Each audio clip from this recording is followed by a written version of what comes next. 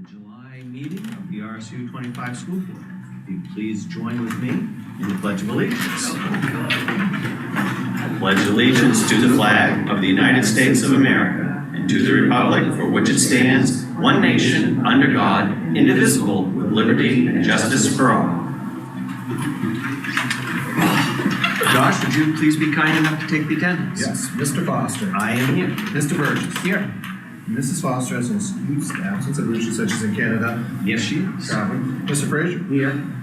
Mr. Neal. Here. Mr. Wendell. Here. Mrs. Aruda. Here. And Mr. Kennard. All right. Next, this is the time for public participation. If you are here and would like to publicly participate, you may do so by joining us up front. If you are at home and would like to email for public comment, you can do so at publiccomment@rsu25.org, or you can phone in with your public comment at 307-8099.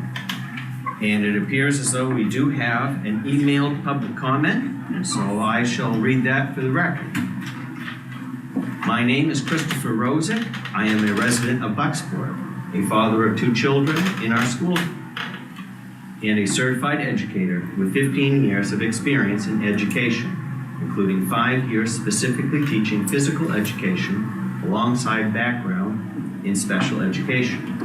I am speaking tonight to follow up on the correspondence I sent the board in June regarding the hiring process for a middle school PE position. I want to be clear, my intent tonight is not sour grapes, nor is it to attack any individual. My intent is to advocate for transparent hiring practices and the standard of education provided to our children. As a taxpayer and a parent, I was deeply concerned to learn that the administration recommended and the board approved a candidate requiring emergency or conditional certification to fill a core teaching position, while a fully certified, experienced, and credentialed candidate who was already part of this local community was not even granted an interview. Emergency and conditional certificates were created by the state of Maine as a safety net for critical shortage areas where no credentialed talent would be found. They were never intended to bypass fully qualified, vetted local educators who are ready to step into the classroom on day one. When we bypass qualified applicants in favor of uncredentialed hires without conducting a thorough competitive interview process, it raises valid questions about fairness, transparency, and whether we are fully putting the best interest of Bucksport students first. Our students deserve educators who hold full standards from their very first day in the gym or classroom. Moving forward, I strongly urge this board to exercise its oversight responsibility, ask the tough questions of the administration during hiring cycles, encourage a process which actively prioritizes fully credentialed, highly qualified local talent before relying on emergency state waivers. Our community invests heavily in our schools, and our kids deserve nothing less than the highest standard of leadership and instruction. Thank you for your time and your service to your town. Are there any others? Not that I have, but Okay. Now we can move on to adjustments to the agenda. I have a couple of adjustments that I would like to make. First, I need to add the items L1A for retirements, Bonnie Simcoe, who was a reading recovery teacher at the Miles Lane and Jewett School. And then L1B, we need to add Ethan Wolf, who will be nominated for a special ed tech position. And then if folks wouldn't mind, I would like to move to directly following adjustments L5, the swearing in of a board member, so that he could actually act on items if he's sworn. That would probably be good. All right. So you'd like to do L and 5 right now? If we could just do that so I don't forget more than one, right? All right. So I have this, basically, I'm gonna have you read that out loud, so enough, please. And you just go in the box. So I I, Eric Kennard, do swear that I will faithfully discharge to the best of my abilities the duties incumbent on me as Regional School Unit Board Director of Regional School Unit 25, according to the Constitution of Maine and the laws of the state. So help me God.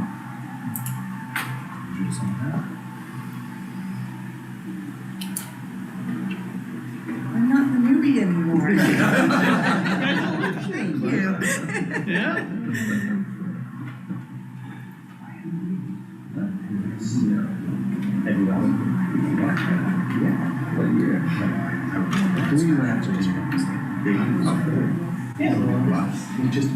Welcome. Welcome. Yes. Let's see what it's happening. Yes, welcome, Eric. So obviously Eric is replacing Alicia, who we're going to thank her for her service, and we welcome Eric on. Eric has a great sense of education with both his career and then having kids in our school system. So we look forward to having his insight and opinions on the board. So welcome, Eric. Great. Next, we have approval of the minutes. I would look for a motion to approve the minutes of the June meeting. Well, I move that we approve the minutes of June 16th, 2026. Second. We have a motion and a second. All those in favor? That is unanimous. Thank you. Next, we've got communications and correspondence. I have no communications correspondence. All right. Superintendent's report. So I apologize because this agenda was so short and there were hardly any items on there that you didn't get a report from me because I just forgot all about it because there really wasn't much to report on. But what I will say, just want to give you an update in terms of hiring. You have some resignations that we'll be going through here that have just come in. And I'll talk to just briefly how we're going to look to adjust for them. We just got the one that we had on the Bonnie's retirement. She's had some medical concerns, health issues that she's been dealing with. Has been with the district for a very long time and has served us and our students extremely well, and she's going to be missed. So we will advertise. She did reading recovery for us. We will advertise that, and that's paid out of Title I funds. We'll advertise that position. What I will say is there may be some internal interest, but at this time we're not going to be in a spot where we would pull a classroom teacher out of a classroom if we did have a candidate to fill that position. We'll honor that if they want to, we'll look to bring that in. We would advertise for their position, but we would actually pull them out. We would look for other ways that, we found some ways that we could be creative to fill that reading recovery need while Bonnie was out last year. And we will continue to do so. But we have to make sure that we protect our classrooms where we're so late in the school year. So, which is pretty much the same discussion that we'll have, that way I have a report. You're gonna see another resignation from Sylvia Farrell, who this past year served in our behavior interventionist and support teaching role at the Miles Lane School to help support Christina as she was doing the dual role as both principal and working coordinator. Mrs. Farrell did a fantastic job, and it really served our students well in that building. Again, rather than do an internal posting right now, I know that we would have some candidates that would be willing to do that. We just hired we had three nominations, one of which is here with us tonight, that we filled 3 elementary school, a first grade, a second grade, and a 5th grade. This time of year, you just don't get many applications, so it would be really hard for us to internally transfer someone from a classroom into a behavior teaching role and then try to fill that as we're in the 3rd week of July right now. So we have some ideas that we're going to be able to support MLS, potentially hiring an ed tech and moving some additional support into our learning center that we already have there. We haven't completely fleshed that out. We have to play around with some different models. But just kind of where we are at, so you know, in terms of our hiring process. So we're not posting internally. Not right now, no. And as the union in contact and Yes, yeah, they're okay, I understand. yeah. So we will post the reading recovery position because we need to have reading recovery. That being said, if somebody wants it, I will not do a transfer. I guess that's a better way to not posting it. I'm not going to do an internal transfer unless I can fill the position that I would be transferring. I can't have a vacant classroom position to fill a reading recovery position or a behavior interventionist teaching position. You want to be able to backfill that immediately. Absolutely, Yeah. yes. That So, makes sense. what we may do, and also knowing that, as we were looking at the planning population, again, we know that every year we may need to have one less teacher. And if we weren't to have a resignation or a retirement next year, if we don't fill that, that gives us a spot that we could move somebody into without having to work the position as well. So, nothing set in stone. I just want to let you know that. No, I was just. No, it's a great wanted question. to make sure that Yeah. everybody was all smooth with this. Absolutely. It's not an idea that we're not looking to fill the positions. We absolutely are going to look to fill the positions, but just not at the expense of a classroom teaching position. That's That all. makes sense. If we do post it internally and we determine that there's an internal candidate that's a good fit, and we can't do that till later on, we would honor that commitment, and put them in there when we were able to find a suitable candidate. That's right. Does that make sense, kind of where I think so, we're at? yeah. All right. Any other? Nope, that's- pieces? Board Chair's report, it's been a beautiful summer. There's one item that I'd ask if you could help me with, and that is we got a pile of warrants. With Alicia being gone, we're down to 2 finance committee members, so we need another signature of somebody. Any warm-blooded individual who happens to be around here can go sign those so we can finally pay some bills around here. Oh,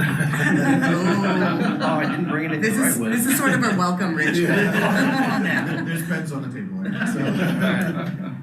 Turn off the light. Next, we've got committee You're reports. automatic. Did Don't worry curriculum about meet? Curriculum did not. Finance met right before this meeting. We went down through the budget to actual, and we also talked about food service. On the food service, after we did our $60,000 transfer, we are to the net positive of about $15,000. Not a bad year for food service. That's really good for us. There are a couple items on the budget to actual that Katie's going to be looking into, if you happen to look at it.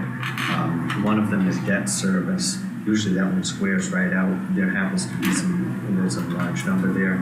So we're thinking that there's an interest transfer that might have not been posted just yet.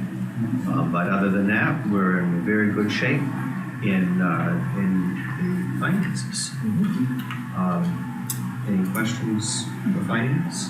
Not? Good policy? Policy we did not meet. All righty. What about facilities? Facilities, we met in June, and we basically talked about 4 major things. And I just want to get up to date, so I emailed Dave yesterday just to make sure there wasn't anything new since then. And it's the same 4 things that we discussed that meeting. And the first one was we discussed the Jewett School fence installation for the bus drop-offs. And since then, Public Safety's approved it, and that'll be installed in early August.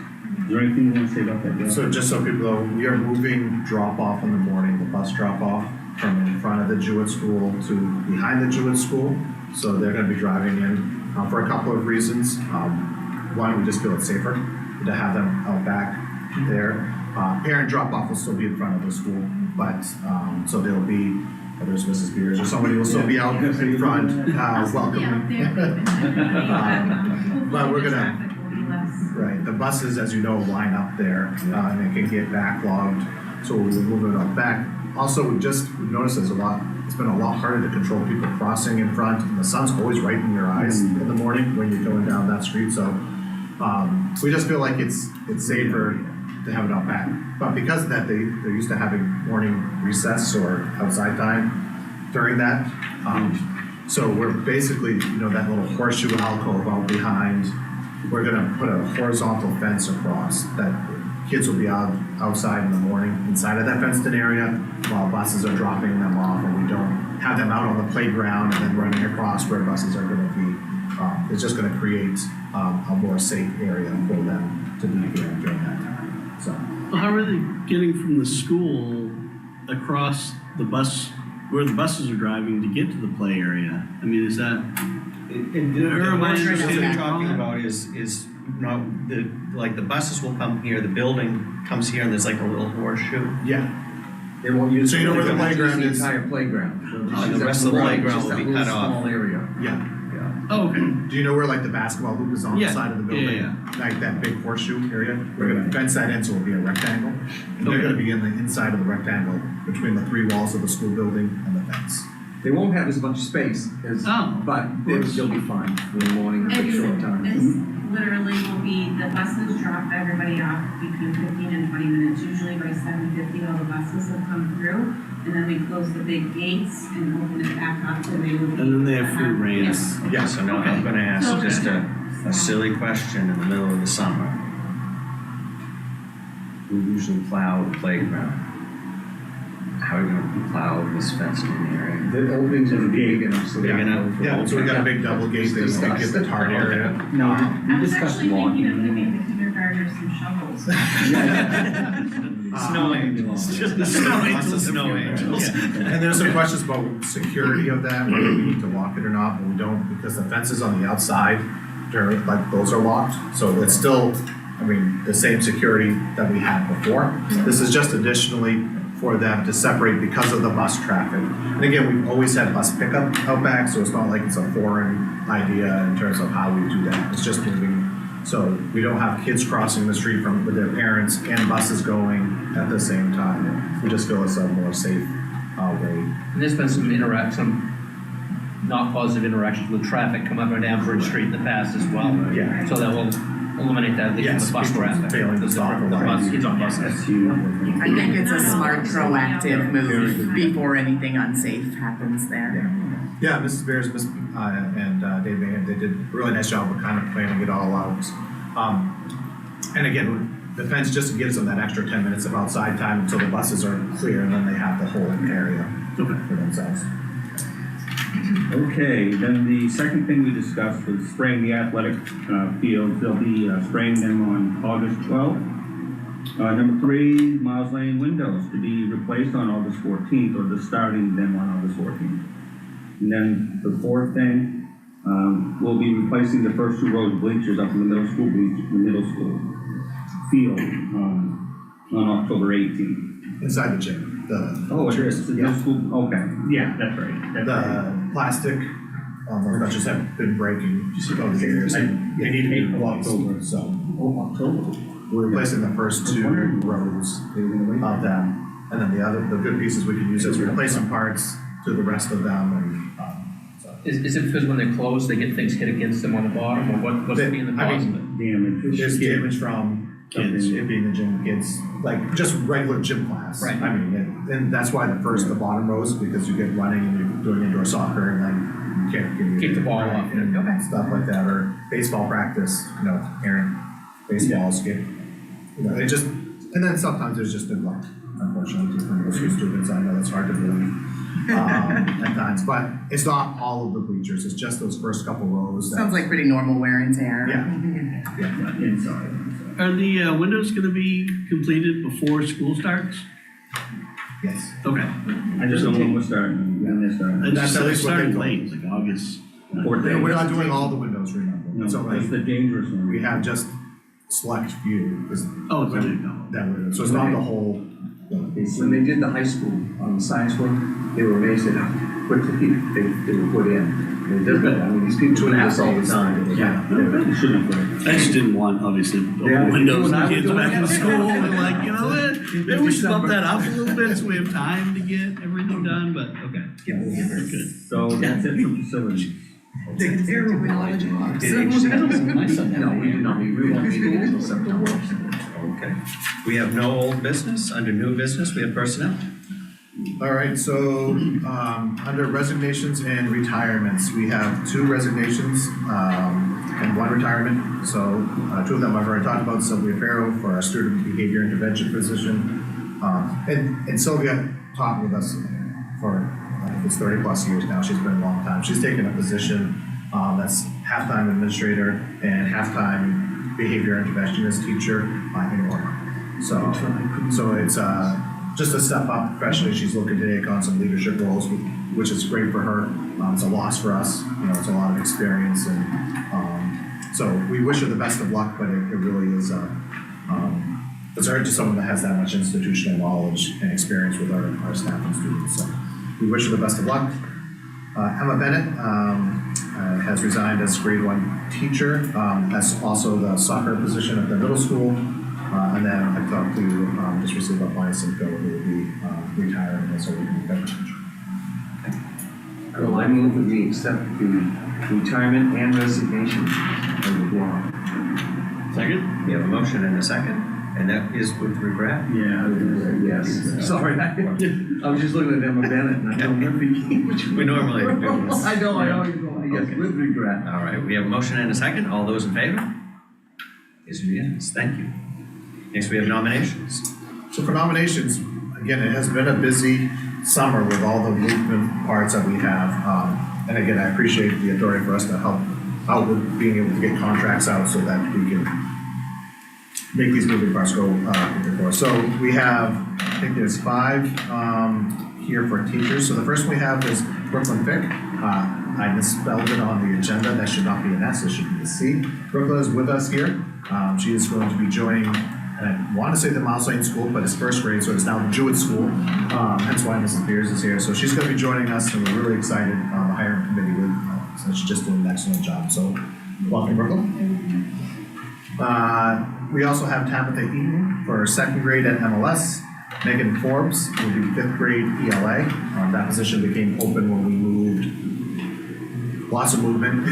When Nick Schlosser come to the high school to take freshman ELA English position because Darcy Bradstreet took the social studies position that Jerome Lothar took because he left because we had that resignation last month. And the 5th grade ELA teacher, Isaiah Joels, went to 8th grade to replace Nick. So this is hiring the 5th grade one because of the social studies movement at the high school. There'll be a test for that. William Bradley will be looking to join us for an elementary music position. And Rachel Case will be joining us for the BMS art position.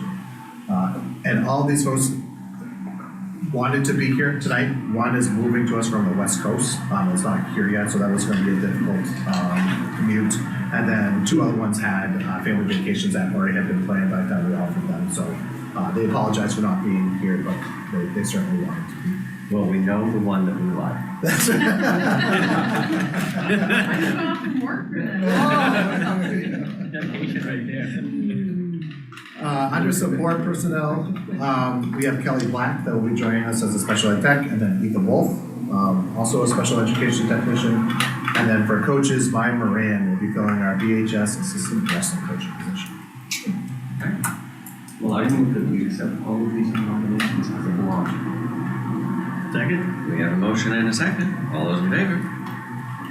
That is unanimous. Congratulations. Yes. Welcome. Yes. You don't have to say Unless you want to. No, I don't want to go to Dairy Queen work.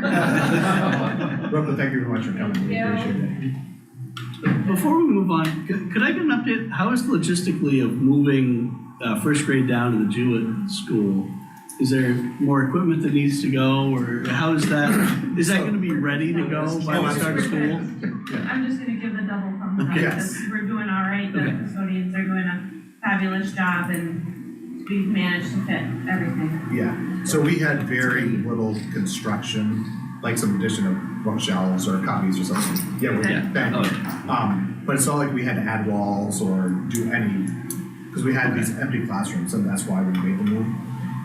It really is just boxing stuff up and moving. So David's staff, the custodial staff has, and the teachers boxed things up. We moved them around. Christine and I are gonna be moving some boxes tomorrow. So it will be all completely fine. Kenny's been doing a great job. Yeah. Because I'm up here walking, Park Block in the morning, and those schools are hot. They are. They are hot. There's no air inside the schools, and Kenny's in there, he comes early. Yeah. When I move the wrong boxes to the wrong rooms, I'm blaming Christina anyway, so it's all good. So this, just so I can have it in my mind, when they have elections, are they gonna have to close off a different section Yeah. reroute traffic around? So we talked about, Christine and I talked about this, it wasn't one of the things that we had thought about when we first decided to make this move. Our thought process is that we'll probably keep first grade and maybe kindergarten in session, even though we haven't in the past. Just because they'll all be down on that side and not have pre-K that day, so we could gate off the other building, we could use our access out those side doors, the back doors in the kindergarten wing to go to the playground, and then still have the election routes. And then we'll work with Bucksport PD, just, they're there usually anyways, and then we'll just have a school resource officer. Good job for Sean Davis. Yeah, and absolutely. But we would have someone, down there. So I think that's ultimately where we go. I mean, if we're gonna have first grade there, there's no reason not to have kindergarten down there. So. I don't know, I was That was just a kind of great curious question. as to how that was gonna go. Yeah. Did I answer your question? Yeah, I just wanted to make sure we're all good to go for the start of the year. Yeah. Luckily, and that, part of the reason that I was okay with it is that there wasn't major construction, so it wasn't a cost for us. Like I said, moving some bookshelves, desks, that type of stuff. Yeah, that really has Good. Remind me, is it 3 kindergartens and 3 first grades? Correct. Okay. 3 kindergartens, 3 first grades, 4 pre-Ks. To be clear on the pre-Ks, 2 pre-K that we staff with our teachers, and then 2 Head Starts. I would say pre-K, and we all think of that ring, but there's 4-year-olds and 3-year-old Head Start programs, and then our pre-K classrooms. You know, all the 4-year-olds are getting the same teaching, but just in terms of our staffing and ACAP staffing. So there is a 3-year-old classroom dedicated starting this fall? Yep, they're looking to hire it, and have, they put out they have interest from 3-year-olds already. We actually have a bus that ACAP is going to be providing to go pick up the students. One of our bus drivers are going to be driving it after their runs. We'll be charging them, that time off to ACAP. They're going to pay for the bus driver. So it will just relieves another barrier. So ACAP has been a fantastic partner. I just actually met with them this week, and they're really looking at other ways that they can support the community, as we've seen organizations like Bucksport Healthy Day Communities Coalition. You know, there's a gap there in a lot of those services that they provided, especially when we started looking at what they were doing with the elderly programs, heating assistance, and ACAP's looking at ways that they can come in and help. While it doesn't directly hit our students, it hits our students' families, which is good. We have, we got through all the nominations, right? We have, yes. No. We have no first or second reading of policies. Correct. We have a review and approval of student handbooks for the G.H. Jewett School, Miles Lane School, Bucksport Middle School, and Bucksport High School. And also I put in there the adult education handbook as well. That's put in. It's not one that we typically say we have to review, but I did put it in there for you. Well, I would just say about the handbooks, they're pretty, there's not any major changes from the versions other than updating people, principals, the staff.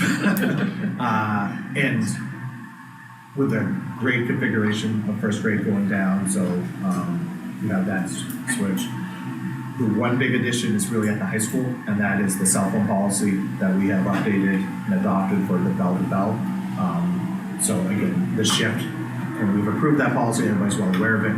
It is in the handbook, and Mr. Ward will be sending out a very clear explanation of that, because as we know, not every parent reads every page of these 30-page handbooks, so we really try to make sure we highlight any big changes, and that certainly will be pertinent. It was also added to the middle school handbook too? Yes. Correct? Okay. Yep. Yeah, sorry, but middle school really already kind of had that rule in place anyways, where they weren't allowed to do it bell to bell. Okay, So, their policy really isn't changing? correct, yes. Okay. It's really just the high school is the one that had changes from it, so that's why.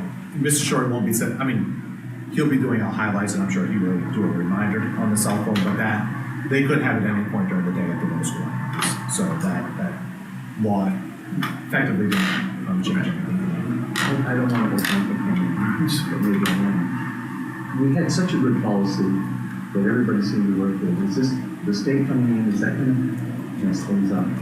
Yes. Yeah, you missed the conversation, at the last. All right, well, okay. No, it's fine. No, it was a good Give up. conversation. It was, Watch the video, I get a little I upset. watched it. yeah. We're kind of all on And the I'd same say page that- with this, which is nice to I have don't- unity.